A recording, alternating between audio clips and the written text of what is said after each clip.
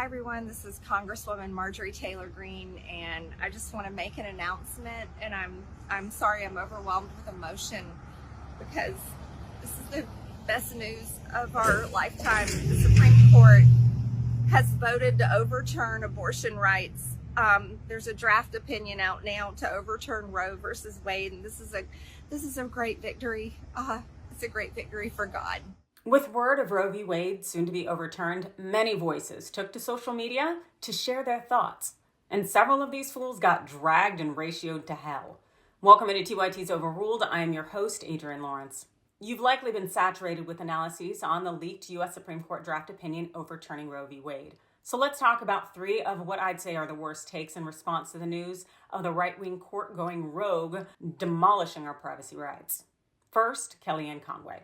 With the help of her husband, the former voice of Donald Trump took to these Twitter streets to praise the anticipated end of abortion rights.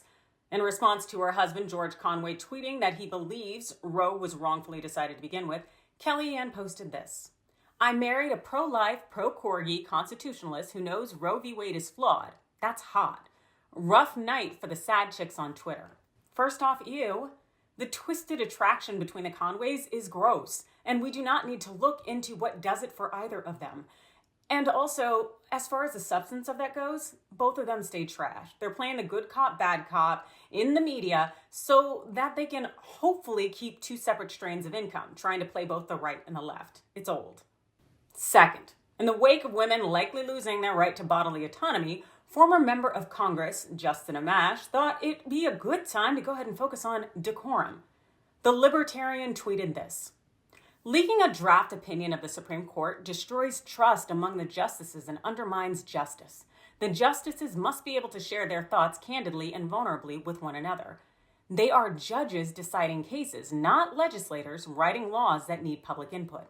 As I said on Twitter, this right-leaning SCOTUS has been upending precedent and dodging accountability by way of a shadow docket for too damn long. They are playing politics. So like politicians, they shouldn't be shocked and shaken when their work is subject to public commentary.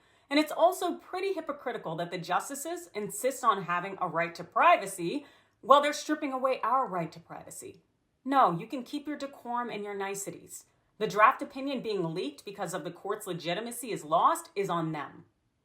Lastly, New York-based writer and performer Amanda Duarte let her racism all the way out.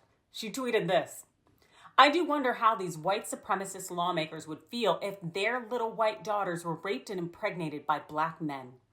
Yeah, you read that right. I read it too.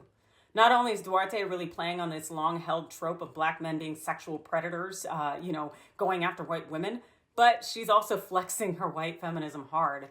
And, let's be real here also, black men weren't bothering anybody.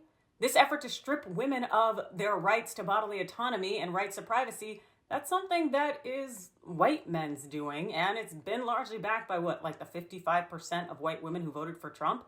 So let's not even bother going there. Of course, Duarte tried to fix things by tweeting this apology. "I tweeted something extremely stupid and racist last night. I deeply apologize and will not try to defend or explain it. Again, sincere apologies to anyone who was hurt by it." As you may imagine, that didn't cut it. I did not get it.